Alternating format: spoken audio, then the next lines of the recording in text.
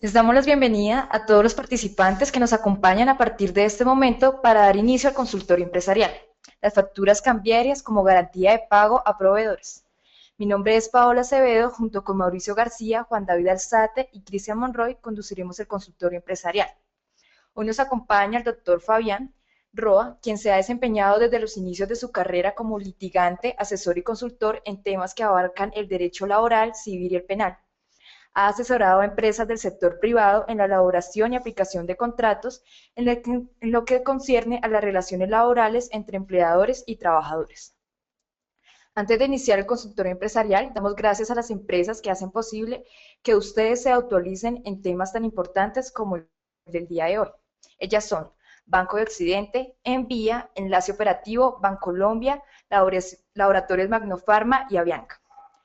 Queremos dar unas breves recomendaciones para aprovechar el máximo al doctor Roa. La primera, estos consultorios siempre están disponibles para ustedes en el aula virtual donde se encuentran registrados. La segunda, los invitamos a que le hagan las preguntas al doctor Roa por medio del micrófono para así ganar tiempo. Bueno, hechas estas aclaraciones, entramos en materia. Damos inicio al consultorio empresarial, las facturas cambiarias como garantía del pago a proveedores. Doctor Roa, le estamos enviando el comando para que tome la presentación.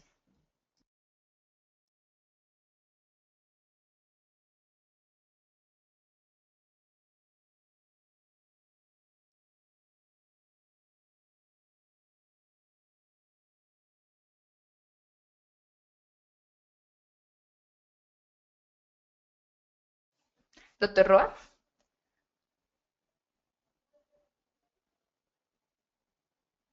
Doctor Roa, estamos en este momento haciendo contacto con el conferencista, con el señor Fabián Roa. Fabián, ¿nos escuchas? Ahora sí, perfecto, Paola, te escucho. ¿Me Adelante. escuchas? Sí, perfectamente. Adelante con su... Se está mostrando la presentación en la pantalla, por favor, ¿me confirman? Sí, ¿qué posibilidades hay de que por favor la amplíes? Pues para que se Claro vea que toda la sí. pantalla. Perfecto, está ahora ampliada, ¿sí? Sí. Bueno, adelante, Ok, doctor Roa. Paola, muchas gracias, muy amable, qué pena. Bueno, Muy buenos días para los asistentes a esta conferencia, empresarios, gerentes, subgerentes y personas que desean ampliar su conocimiento y capacitarse más en lo que concierne la gestión empresarial. De antemano les doy la bienvenida y prometo ser lo más claro, preciso y conciso para que ustedes se lleven un conocimiento práctico que lo puedan aplicar en las labores rutinarias y diarias de su empresa. El tema que vamos a tratar hoy hace alusión a las facturas cambiadas como garantía de pago de proveedores, o a los proveedores, como lo dice el título, y lo que se busca o el objetivo principal de esta charla de consultorio empresarial es que ustedes, estimados estudiantes, tengan los medios legales o digamos conozcan mejor los medios legales para poder expedir o emitir facturas que puedan ser consideradas o conservadas como título o valor y que sirvan de garantía para que sus vendedores o contratantes puedan corresponder a sus obligaciones comerciales. Muy bien, entonces, en los negocios comerciales o en el torrente de los negocios comerciales siempre se ha visto eh, el problema o la complejidad del cumplimiento de las obligaciones. Desde inicios de la actividad comercial dentro del contexto de la humanidad, siempre se ha hablado de la buena fe, del principio de la buena fe, de la honradez, de la transparencia, de la probidad en lo que corresponde a los negocios, a las relaciones comerciales, al intercambio de mercancías, al intercambio de dinero también, si se puede decir. Y esto ha conllevado la necesidad de sustentar o de justificar en documentos esas transacciones, esa venta de mercancías, esas relaciones comerciales de diferente connotación, bien sea la compraventa de cosas o bien sea la prestación de servicios. Entonces, para el tema acotado, vamos limitarlo a un asunto del intercambio de mercancías. Las facturas cambiarias, la buena fe y la reglamentación que hay en el Código de Comercio con respecto a los negocios comerciales ha determinado que el cumplimiento de las obligaciones no solamente está supeditado a lo que se expresa en los contratos, sino también a lo que naturalmente emana de ellos. El cumplimiento de obligaciones que no necesariamente tienen que estar debidamente expresadas en un acto jurídico o en un contrato y que nacen simplemente por el hecho de existir la relación comercial. La buena fe, como ya lo indicaba, que es un principio incólume que está en nuestra Constitución Política de Colombia, en el artículo 83, que nace desde los inicios de la cultura de Occidente, con los romanos, y que también descansa en nuestro artículo 871 del Código de Comercio, es el principal factor para que las relaciones comerciales surjan de manera, digámoslo, fluible, para que los comerciantes puedan llegar a cabo estas transacciones sin necesidad digamos, de estar con la zozobra o el miedo de que esos negocios puedan llegar a ser defraudados. Sin embargo, cuando nosotros también hablamos de relaciones comerciales, también tenemos que hablar de los tributos.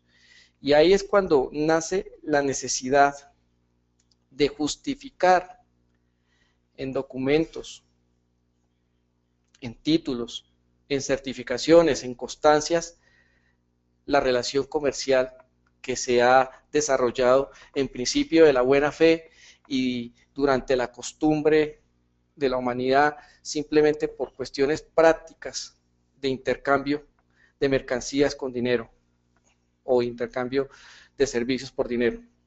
Cuando nosotros hablamos de los tributos o más precisamente de las reglas o de la normatividad del estatuto tributario, ¿sí?, que obliga a que los comerciantes lleven un control de sus operaciones mercantiles, de todo lo que concierne al desarrollo de sus relaciones contractuales con las demás personas, estamos haciendo referencia a que necesariamente esa libertad comercial también tiene que, digámoslo, o conlleva el pago de un precio que es considerado como un impuesto. El que yo como comerciante tenga derecho a ocupar un espacio donde seguramente muchas personas van a satisfacerse de mi mercancía o de mis servicios, significa o conlleva que debo corresponder a un dinero, a un impuesto que es cobrable por parte del Estado, que representa el interés general y el bien común. Entonces, teniendo en cuenta esto, ustedes se preguntarán, pero ¿qué tiene que ver? O bueno, sí, ¿qué tiene que ver las relaciones comerciales, el desarrollo del derecho comercial, de los intercambios de mercancía, de manufactura, de toda esta cuestión de la productividad con el derecho tributario? Y desde luego que la respuesta es muy clara, mucho, tiene que ver muchísimo. El asunto radica en que, como estamos bajo un estado de derecho, un estado social de derecho, que tenemos que todo lo que nosotros desarrollemos, todas las actividades que nosotros como personas consideradas dentro del ordenamiento jurídico desarrollemos, tienen que estar supeditadas a una normatividad, a una reglamentación que demanda también la satisfacción de las necesidades colectivas de un Estado. Y con esto no estoy pretendiendo justificar la imposición de un impuesto, porque seguramente que muchos de los impuestos que se nos aplican son bastante o son objeto de amplios reproches, por decirlo de alguna manera. Y muchos no estamos de acuerdo con una serie de impuestos que gravan al comerciante, que gravan al empresario y que realmente no se ven, no se justifican, digamos, en la inferencia del Estado, en la intermediación del Estado o en la práctica real de las obras del Estado. Sin embargo, pues, dado que estamos bajo el ordenamiento jurídico, supeditados al orden jurídico, no podemos eludir, no podemos evitar que como empresarios, como comerciantes, debemos también observar las normas tributarias. Y ustedes dirán, ¿qué tiene que ver esto con el asunto de la facturación o de las facturas como garantía de pago? Pues muchísimo, pero esto lo vamos a ver en un momento. Para poder entrar a hacer una comparación con la disposición del estatuto tributario, cuando habla de la factura de venta, y poder nosotros determinar o establecer con precisión lo que significa y lo que es una factura cambiaria, una factura de compraventa cambiaria, es necesario primero aterrizar el concepto de lo que significa una factura comercial o mercantil. Entonces, nosotros en el común del diario podemos desarrollar miles de transacciones comerciales, venta o supeditémoslo a la compra y venta de mercancías. El vendedor que vende determinadas mercancías, determinadas materias primas o también determinados servicios, y el comprador que se surte necesariamente de ellos para poder satisfacer o desarrollar su objeto empresarial. Pero también vemos que en el desarrollo de nuestra vida común podemos desarrollar otro tipo de compra y venta de servicios que no necesariamente son tan complejos o que no están, digamos, dentro del desarrollo del objeto empresarial. Nosotros podemos dirigirnos a una miscelánea y comprar, no sé, pueden ser 80 lapiceros para tenerlos en la oficina, como para satisfacer las necesidades de los empleados cuando requieren de hacer una nota o de firmar algún memorando. Un ejemplo, ¿no? Y sin embargo, la expedición de esa factura, que nosotros debemos justificar ese gasto de esa miscelánea o de ese establecimiento comercial, pongámoslo más serio, sin dar publicidad, si nos dirigimos a una Panamericana, a un establecimiento, digamos, bastante grande, ellos nos van a emitir una factura que no es una factura cambiaria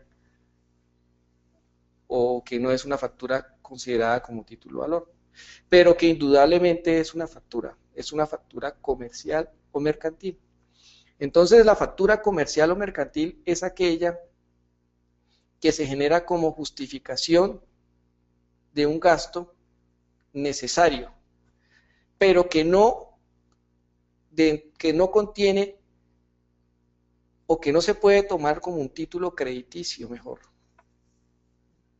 sino que esa factura se justifica de manera inmediata como gasto necesario y nace y muere en ese momento, por decirlo claramente. Entonces, cuando nosotros hablamos de una factura comercial y mercantil, debemos decir que esa factura es aquella que no engendra una obligación de pago periódico o de título crediticio. Es decir, no es una factura en la cual el comprador le otorga un plazo, el vendedor le otorga un plazo para pago al comprador. Sin embargo, estas facturas comerciales o mercantiles existen. Existen y las vemos constantemente en nuestro diario vivir. Muy bien, ahora vamos a ver la factura cambiaria, que es la que nos interesa. La factura cambiaria, diferente de la factura comercial o mercantil, es una factura que es considerada título valor. Y entiéndase el título valor como aquel documento que al contener una obligación clara, expresa y exigible, puede ser exigido o ejecutado por vía judicial y que por tanto genera una obligación imperativa, una obligación que debe cumplirse y que no admite, digamos, excusas por parte del deudor o comprador de la mercancía o del servicio. La factura cambiaria para el Código de Comercio, como lo dije, presenta ciertos requisitos, ciertas condiciones para que se pueda constituir como título o valor. Si nosotros en nuestras operaciones mercantiles emitimos facturas comerciales o mercantiles, pero estas facturas comerciales y mercantiles no son facturas cambiarias, pues sencillamente tendremos la justificación de un gasto, mas no podremos, digamos, ejecutar la obligación propia de esa factura. Claro que ya hicimos mención de que la factura cambiaria, a diferencia de la factura comercial y mercantil, contiene una obligación de título crediticio. Es decir, ustedes como empresarios o personas que se han desarrollado o han desarrollado actividades contables, administrativas o comerciales, podrán o sabrán que cuando yo compro una mercancía para distribuirla, por ejemplo, necesito pues corresponder a ese pago, pero si la mercancía se me queda en el stock, pues no voy a poder responderle al vendedor de esa mercancía. Entonces, pues necesariamente tengo que decirle, mire señor, yo le compro a usted esta mercancía, esta caja de zapatos, pongamos un ejemplo con zapatos, esta caja de zapatos, usted me genera factura y tan pronto como yo la distribuya, como salga a la venta, pues entonces yo le cancelo esa factura. Le puedo cancelar esa factura. Entonces el proveedor dirá, ¿y qué garantía tengo para que usted me pague esa mercancía en caso de que se deteriore, en caso de que se dañe, en caso de que, ¿sí? Y que no me haga a mí perder de pronto esta transacción, dirá el proveedor. Entonces el vendedor le responderá, genéreme una factura, emítame una factura cambiaria, no una factura comercial o mercantil, sino una factura cambiaria. ¿Por qué? Primero, porque es que yo no estoy asumiendo de manera inmediata el pago de esa mercancía que me están entregando. Ahí también tiene que ver mucho la buena fe, ¿no? No lo estoy asumiendo y no lo puedo asumir porque requiero de que esa mercancía salga al torrente comercial y me genere a mí una productividad para poder yo corresponder a ese proveedor que tan de buena fe me ha confiado su mercancía, su elaboración, su manufactura para que yo la pueda vender. Así funcionan las relaciones comerciales. No en todos los escenarios, desde luego habrá miles de excepciones, pero estamos poniendo un ejemplo muy práctico y muy concreto.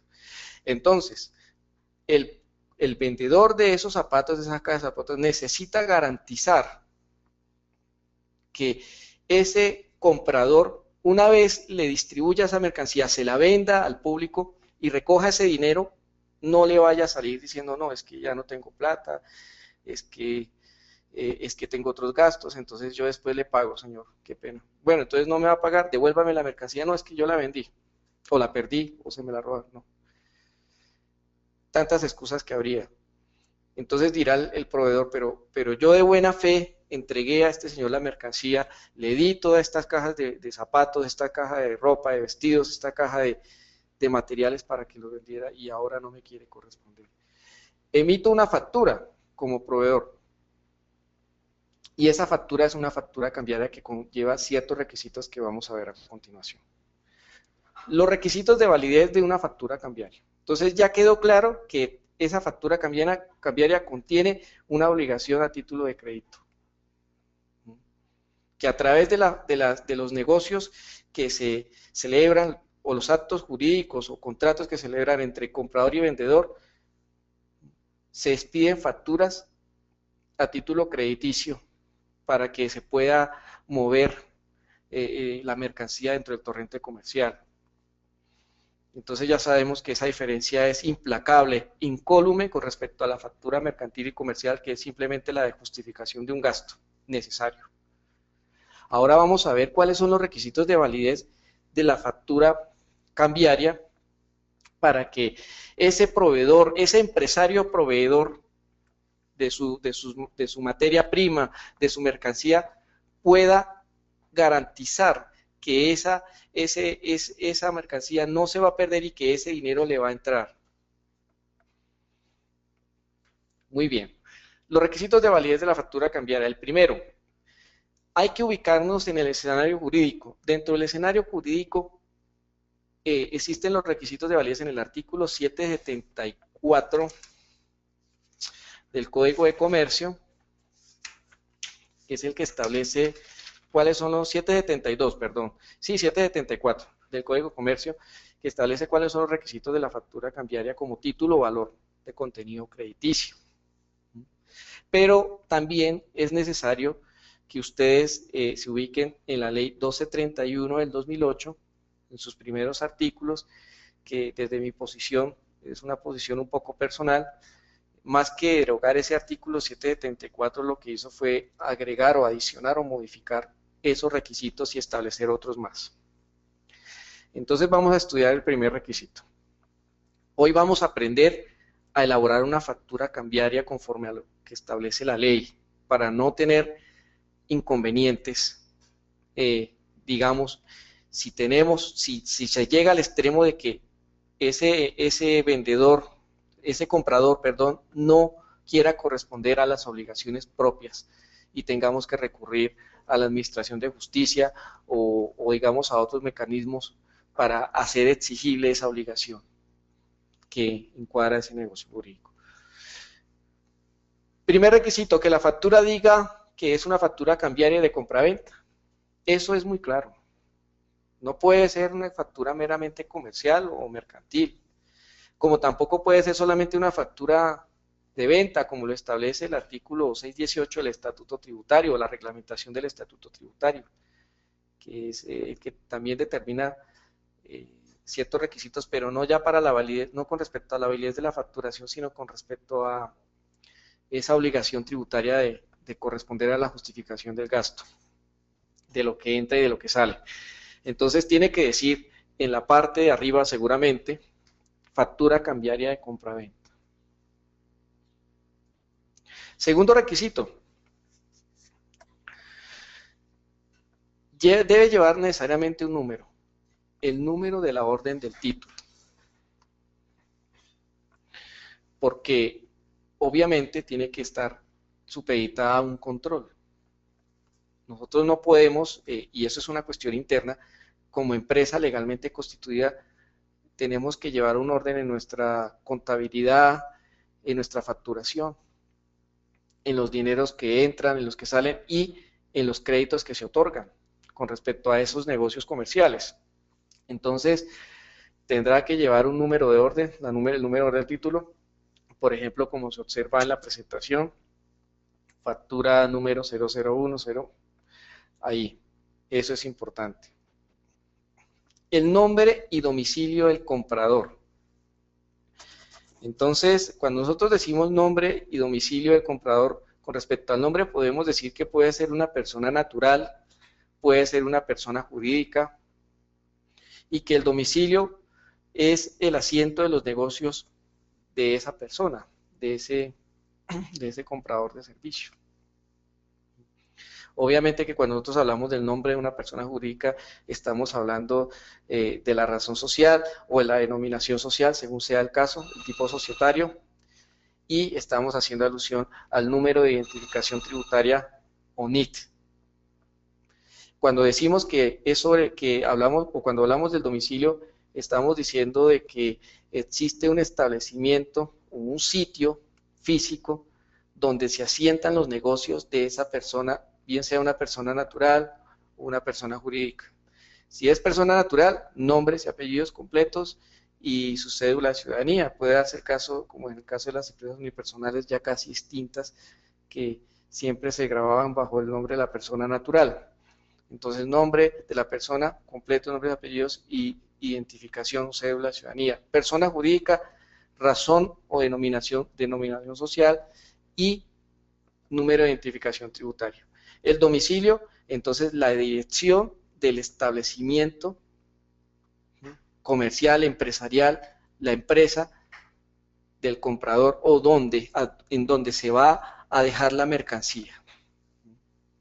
Eso debe ser claro. ¿Por qué, por qué estos requisitos?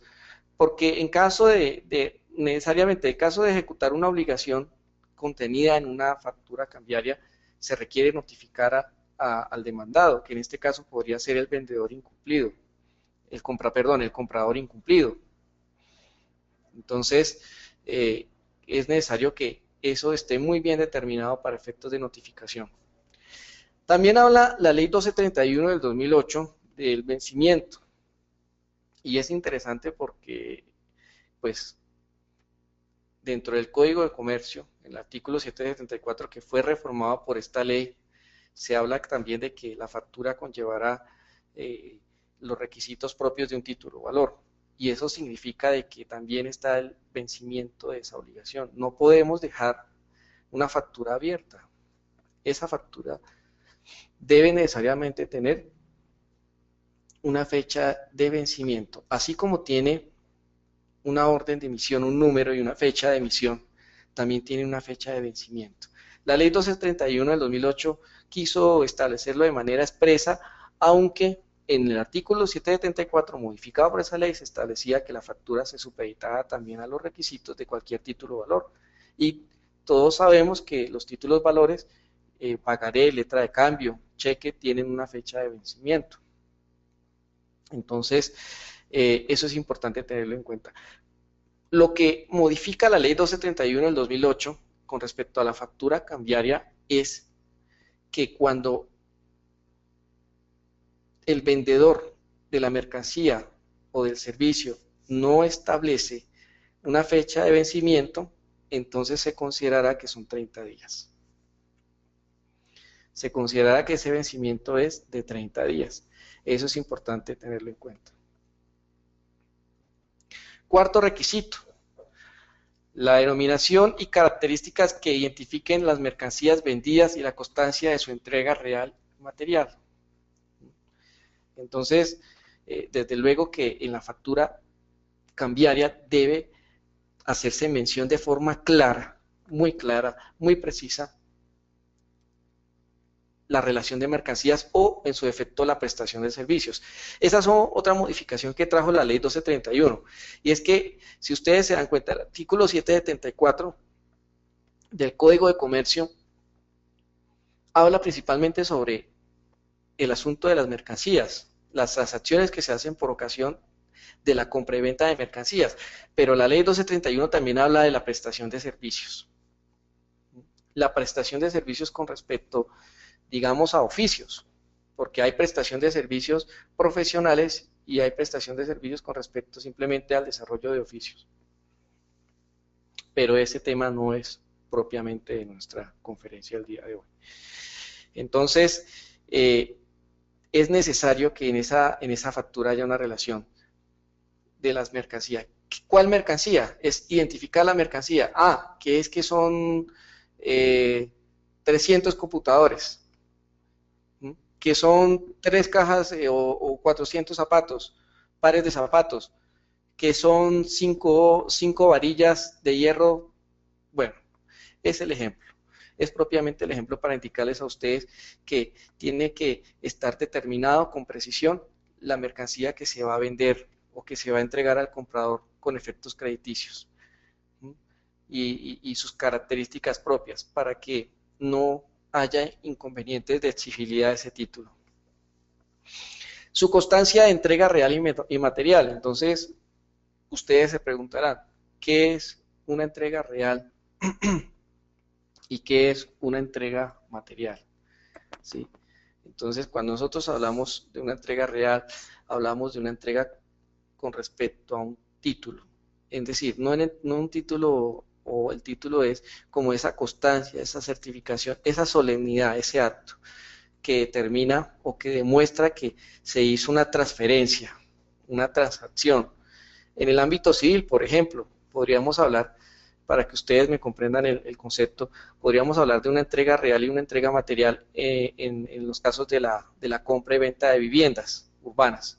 ¿Sí? Es un ejemplo civil, ya lo vamos a ver en comercial.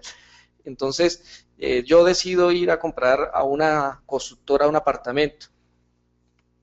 Y entonces la constructora dice, de acuerdo, se celebra el negocio, presentamos las arras, todo el asunto, y la constructora me dice, el día 12 de diciembre firmamos la escritura, señor fulanito de tal. Vamos a hacer la escritura en la notaría cuarta del Círculo de Bogotá. Y efectivamente comparecen las partes, los señores representantes de la constructora a través de sus abogados o de su representante legal, eso no es relevante para el ejemplo, y la persona o el adquirente, el comprador de ese inmueble, fulanito de tal, se reúne en la notaría y firma la escritura, expide el notario, da constancia de buena fe de que ese acto o ese acto jurídico se celebró. Sin embargo, la constructora o el vendedor del inmueble, no lo digamos, el vendedor del inmueble dice, establece en unas cláusulas de la escritura que la entrega material del bien será el 20 de diciembre. Entonces, el 12 de diciembre firman escritura y existe ya un título que hace alusión a una entrega real, que es la firma de la escritura pública, en la que de antemano ya existe la disposición del comprador de ese inmueble y sus obligaciones propias de ese inmueble. Pero todavía no se ha efectuado la entrega material, entendida esta como ya el ejercicio de posesión por parte del comprador, de habitación, por decirlo de alguna manera. El hecho de que ya fulanito de tal entre a su apartamento, abra con las llaves y entre a su apartamento, haga su amoble, su respectiva, digamos, habite ese lugar. Entonces, esa es la entrega material. Cuando la cosa, en el ejemplo citado, el inmueble, ya lo pueden gozar o disfrutar las personas que firmaron esa escritura. La escritura se firmó el 12, entrega real. La escritura, el apartamento se entregó el 20, entrega material. En el ámbito comercial, es un ejemplo en el ámbito civil, vamos a ver en el ámbito comercial, ¿cómo sería? El caso de la factura. A mi oficina de gerente me llegó una factura cambiaria para que la firme, donde existe la relación de determinada mercancía, 20 computadores, 5 impresoras y 10 sillas para infraestructura de mi empresa, de mis oficinas. Entonces, firmo, pero esa entrega real de esa mercancía que consta en ese título no se ha realizado en la medida en que la mercancía no ha llegado a las instalaciones de la empresa, y eso sucede mucho. Entonces, ¿qué pasa? El proveedor le dice, señor vendedor, primero fírmeme la factura y luego entonces yo le doy la orden a la transportadora para que le lleven la mercancía a sus instalaciones. Entonces, una vez el señor comprador firma la factura y reconoce esas mercancías, entonces ya el señor proveedor o vendedor manda a la transportadora para que llegue al lugar donde se requiere. Entonces hablaríamos de que existe una entrega real primero, cuando se hace el reconocimiento de que existe un negocio, que hay que se genera una facturación, y que hay una entrega material cuando ya esos elementos, esas cosas o esos bienes entran a ser parte del patrimonio del comprador. Quinto requisito: el precio unitario y el valor de las mercancías. Entonces, otro requisito de validez es que cada mercancía vaya discriminada o determinada de manera precisa, de forma individual, unitaria. Y también que a su lado vaya el valor por unidad. Eso es un asunto muy, muy claro. Y desde luego, pues, tiene que existir una relación total de la suma de cada unidad con cada valor. Sexto requisito: la expresión, lo que yo les comentaba al inicio, la expresión en letras y sitios visibles de que se asimila, que la factura se asimila en sus efectos a la letra de cambio. Ustedes verán en la gráfica, eso es digamos que es una letra de cambio de las que se consiguen fácilmente, que contienen unos requisitos propios. ¿Y qué significa cuando el código, cuando la norma dice esto? Que se asimila a los efectos de una letra de cambio. Lo que está diciendo es que esa factura contiene una obligación clara, expresa y exigible. Clara por todo lo que yo les he dicho a lo largo. La especificidad de la relación de las mercancías, la discriminación de los valores, la suma total, los nombres de quien compra, de quien vende, el número de la orden de la factura y expresa porque existen unos valores que están determinados dentro de ese título. Exigible porque al ser un título, esas obligaciones, ese dinero que esa factura representa puede ser ejecutado, entendiendo ejecutado como la petición que se le hace al juez para que le ordene al comprador incumplido el pago del dinero que consta en esa factura. ¿Y qué significa eso? Significa de que no requiere probar que existe un negocio antecedente a la emisión de esa factura. Esto es muy importante. La factura de cambio, por el solo hecho de considerarse como un título valor asemejado a la letra de cambio, guarda cierta independencia con respecto al negocio que viene atrás. La factura determina claramente cuál es la mercancía, lo que vale esa mercancía y la obligación del comprador a corresponder al pago de esa mercancía, independientemente de que esa factura haya nacido por ocasión de la celebración de un contrato de compra y venta de mercancías, en donde se hayan estipulado en un clausulado ciertas condiciones. Entonces, la factura al ser título de valor, aunque proviene de un negocio, eso se llama en términos jurídicos, de un negocio causal, no se ve afectada por el mismo una vez ha sido aceptada. Esos son los 6 requisitos, 5 requisitos de requisitos que establece la norma comercial para que la factura cambiaria sea válida, sea valedera y pueda servir de garantía para los proveedores y vendedores con respecto a sus negocios comerciales, en la relación que se hace con respecto al comprador, desde luego. Pero también es menester decir o establecer cómo es el asunto de la aceptación de la factura. Y esto esto es muy importante o ha presentado bastantes inconvenientes en la medida en que anteriormente, esta es una modificación que hace la ley 1231, o más que una modificación, como lo digo yo, sería un anexo a ese articulado del Código de Comercio. Anteriormente, si no había aceptación expresa de la factura por parte del comprador, el vendedor quedaba desprovisto de mecanismos legales para poder exigir el dinero que contenía ese documento o ese título valor. Y entendida la aceptación expresa como la firma, la rúbrica que hace el comprador, o a veces también cuando son cuestiones de empresa, la firma y el sello de la empresa, identificando con NIT, número de identificación tributaria, esto, para que se entendiera que había un reconocimiento a esa deuda por parte del comprador.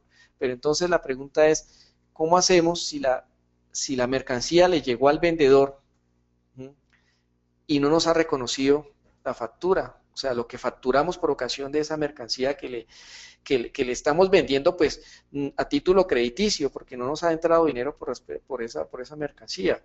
Y si si el comprador no acepta, no firma, pues sencillamente nosotros perdemos la posibilidad legal de ejecutar esa obligación y nos arriesgamos a perder la mercancía y pues desde luego el dinero que representa esa mercancía.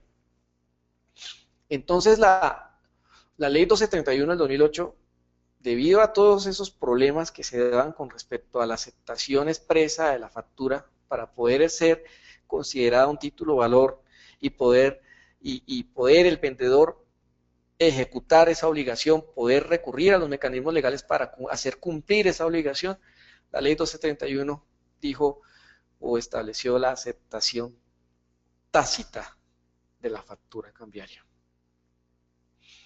Entendía la aceptación tácita de la factura cambiaria como el silencio por parte del comprador. Cuando el comprador no firma, pero tampoco dice nada, se entiende para los efectos de la ley 1231 del 2008 que hay una aceptación tácita. Es decir, que aunque el documento no lleve la firma, la rúbrica, el sello de la entidad compradora, también se puede ejecutar y se puede exigir a través de los mecanismos legales ante la Administración de Justicia o los jueces. Y se pueden solicitar medidas de embargo y secuestro, y se puede obligar al comprador a cumplir con el crédito o con las obligaciones propias de ese título. ¿Y cómo procede la aceptación tácita? ¿O a qué está supeditada la aceptación tácita? ¿A qué término? ¿A qué tiempo? Porque es que no puede ser una aceptación tácita de 2 años, de 3 años. No. Esa aceptación tácita, según la ley 1231, se configura cuando han pasado 10 días calendario. Ojo con esto. 10 días calendario, no son 10 días hábiles, como piensan muchos, que por tratarse de cuestiones legales, jurídicas, no se tienen en cuenta los días, los fines de semana o los días que se aplican los días hábiles, no, son 10 días calendario, y la norma de la ley 271 de 2008 en su artículo lo expresa de manera precisa, clara. Si el comprador no hace ningún tipo de manifestación después, durante estos 10 días, ya después de esos 10 días no puede hacer nada. Y se tomará para efectos legales que la factura o la obligación que engendra esa factura ha sido aceptada. Y tendrá los mismos mecanismos judiciales el vendedor como si fuese una aceptación expresa, firmada o aceptada de manera directa. Entonces, eso es muy claro. Muy brevemente, es necesario mencionar que hay otro problema, o digamos no, sí, es un problema que se presenta, o dudas que se presentan con respecto a la reglamentación del estatuto tributario, cuando el artículo 618 dice que como vendedor, como comprador, tengo derecho a que el vendedor me emita y me entregue la factura. Esto es muy importante, tenerlo muy en claro. El estatuto tributario obliga al vendedor del servicio o de la mercancía a entregarle la factura al comprador. Y entonces la pregunta que se harían ustedes, si han estado acuciosamente escuchando esta conferencia, es, bueno, y si yo le entrego la factura cambiaria a mi comprador, ¿con qué me quedo para ejercer una acción judicial en caso de que éste incumpla? ¿Con qué me quedo para ejecutarlo? ¿Con qué me quedo para demostrar o justificar de que existe esa obligación crediticia? Si el estatuto tributario dice que es que yo estoy obligado a entregarle la factura, y entonces si yo me quedo con la copia rosada, con la copia azul, con la copia amarilla, y le doy poder a un abogado porque ese señor comprador me incumplió, para que vaya y ejecute esa factura y haga que me lleguen esos dineros, me paguen esos dineros, resulta que un juez va a decir no. Uno de los requisitos para que usted pueda ejecutar un título, sea cual sea, factura, pagaré, letra, es que cheque tiene que ser aportado en original. Si no, no se puede. O sea, se queda usted con una copia no, esa copia no le sirve de nada. No le sirve de garantía de esa obligación, o en el peor de los casos para ejecutar si hay un incumplimiento. no le sirve la copia. Y entonces dice, pero es que el estatuto tributario, según el comprador, el estatuto tributario me está aplicando el 618 del estatuto tributario y me está exigiendo el original. No. Mire, esto es muy sencillo. Un comprador no puede exigirle el original de una factura a un vendedor cuando no ha correspondido al pago total de la obligación que esa factura engendra. Es decir, cuando el crédito está vivo, para que ustedes me comprendan mejor. Y es una cuestión de lógica, porque es que si yo como comprador tengo que rendirle cuentas a la DIAN con respecto a lo que está saliendo y entrando de acá de mi empresa, yo no estoy obligado a justificarle a la DIAN tampoco algo de lo cual un dinero que no ha salido porque sencillamente no he pagado. Entonces el vendedor de la mercancía tiene derecho a decirle al comprador, hasta que usted no me pague la factura, usted conserva la copia rosada, la copia azul, la copia amarilla, y yo conservo la original porque esa es mi garantía de que usted me va a cumplir. Y el estatuto tributario no pone problema por eso. Ni la DIA, ni el revisor fiscal, ni digamos las personas encargadas del asunto tributario no podrían ponerle ningún inconveniente o no podrían objetar aduciendo de que es que tiene que estar radicada en la empresa compradora la original de la factura, porque si no está ya incurso en una sanción, no porque la ley, inclusive la ley 1231 de 2008, que tanto he mencionado en esta conferencia, es muy clara al establecer eso. Tiene que conservar la original el vendedor hasta que el comprador corresponda cabal y completamente al pago de la obligación que esa factura engendra. Muy distinto es que yo como vendedor, el comprador me pagó toda la factura, ya no me debe nada y sin embargo yo siga conservando el original de la factura. No, en ese momento sí la carga se invierte y yo tengo la obligación tributaria de entregarle la factura original a ese señor comprador para que él justifique allá ante las entidades competentes del Estado en materia tributaria y yo me quedaría con las copias. Entonces, básicamente es eso, ya me dicen que quedan un tiempo prudencial para las preguntas. Debo mencionar que la factura cambiaria como título o valor también tiene una prescripción de 3 años, significa de que una vez vencida, a partir de la fecha de vencimiento empiezan a correr 3 años y después de 3 años de vencida la factura deja de tener o se pierde ese mecanismo judicial de hacerla exigible a través de un proceso de ejecución. Bueno, mis estimados estudiantes, les agradezco su atención. Vamos a dar lugar entonces a las preguntas para que ustedes puedan decir cuáles son sus dudas. Muchas gracias, doctor Roa. Esperamos que toda la información expuesta hoy haya sido de su completo interés. Ahora daremos inicio al espacio dedicado a las preguntas sobre el tema desarrollado en este consultorio empresarial. Recuerden que para interactuar con el doctor Roa deben darle clic a la manito de color verde que aparece en el costado derecho de su pantalla o si prefieren pueden enviar la pregunta por el chat. Sin embargo, antes de iniciar con la ronda de preguntas vamos a realizar la encuesta acostumbrada. Para contestar la encuesta es muy fácil, la pregunta es muy sencilla. ¿El conferencista desarrolló con claridad la conferencia de hoy? ¿El conferencista desarrolló con claridad la conferencia de hoy? Es muy importante que contesten esta encuesta, pues es la manera en que nosotros evaluamos a las conferencistas. Para contestar, solo debe darle clic a una de las opciones que aparecen en su pantalla. Ahora sí, daremos inicio a las sesiones de preguntas.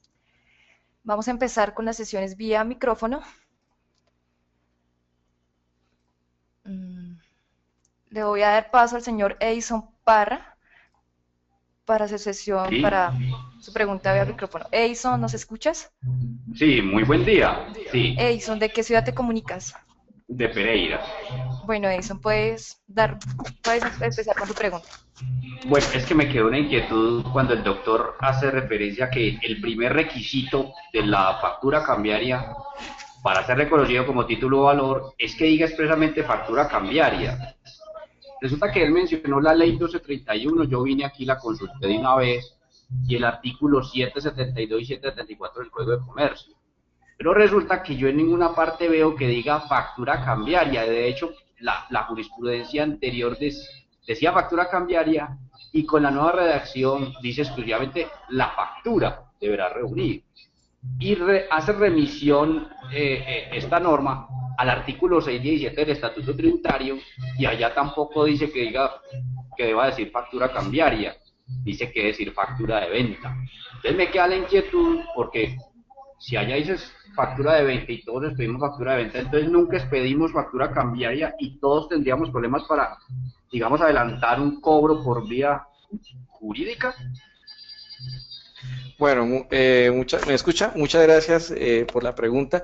Está muy bien su duda, me parece que es muy importante y vamos a aclararla de la siguiente manera. La ley 1231 del 2008, que usted acuciosamente consultó, más que derogar el artículo 774 del Código de Comercio, lo que hace es complementarlo, ¿sí? Es decir, nosotros no podemos ver que una ley se opone a otra, a no ser que haya una expresa derogación. La ley 1231 no hace una derogación expresa. Por un lado eso, con respecto a la comparación de las dos normas.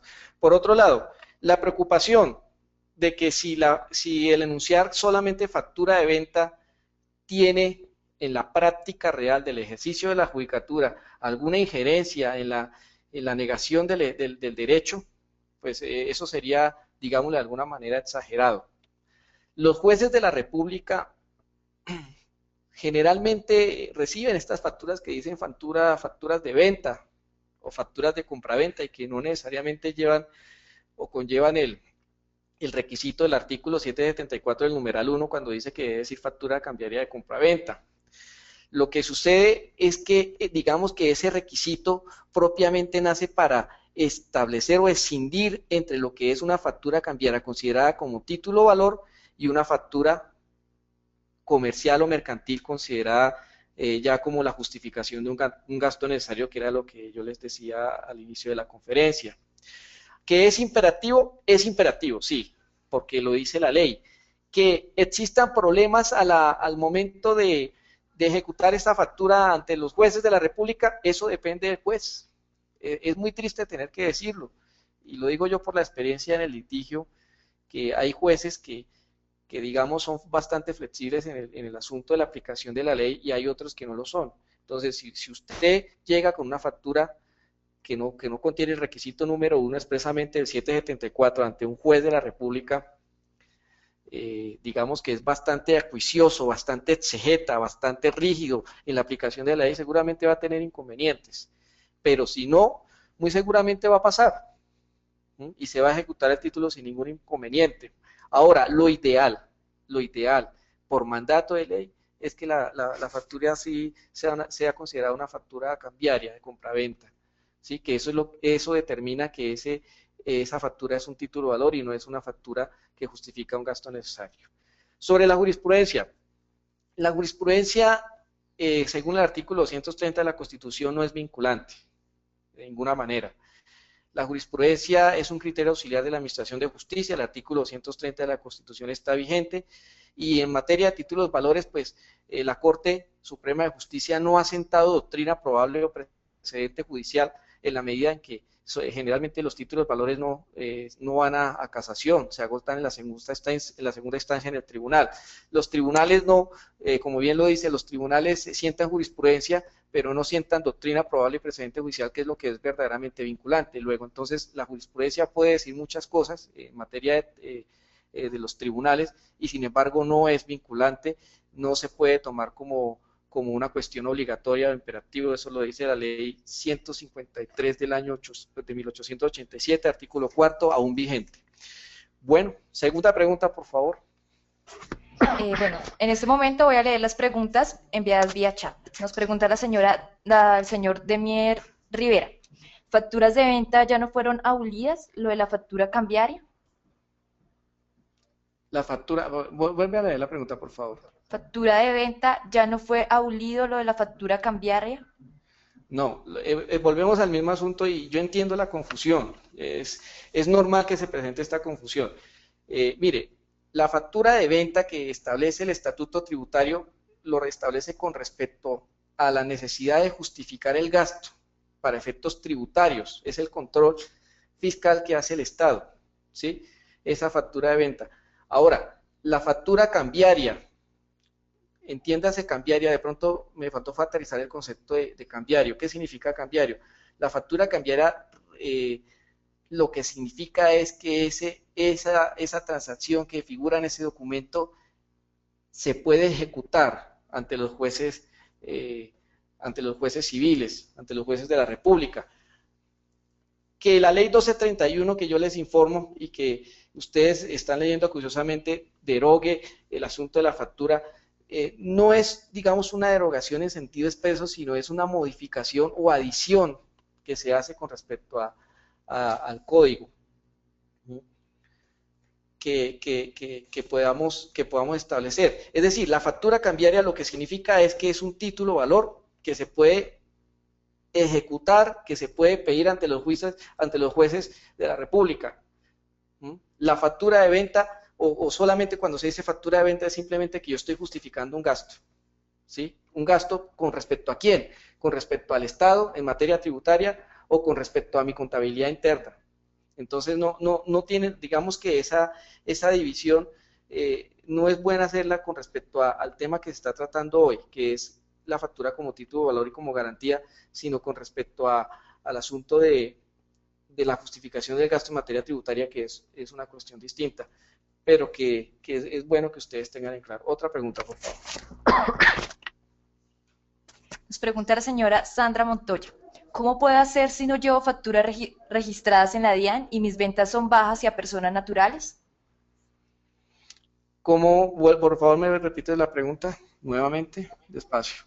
Tranquilo. ¿Cómo puedo hacer si no llevo las facturas registradas en la DIAN y mis ventas son bajas y a personas naturales?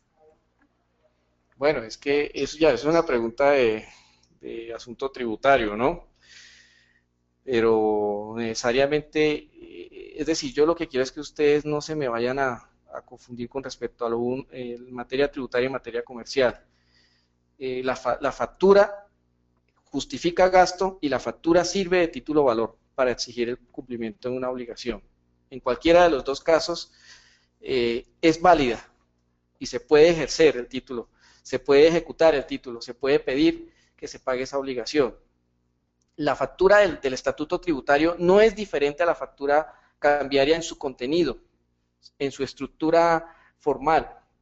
Lo que pasa es que para el asunto tributario sirve como justificación de gasto y para el asunto comercial sirve para exigir una obligación que se ha dejado de cumplir. Entonces, dividamos, si vamos a hacer una división, dividamos es la factura con respecto a justificación de gasto y con respecto a exigibilidad de un pago, de una obligación.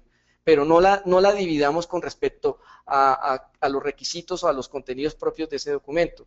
La factura que yo tengo como título valor también me sirve para justificar gasto ante las entidades del Estado en materia tributaria o para otras cosas más, para la contabilidad interna. Siguiente pregunta.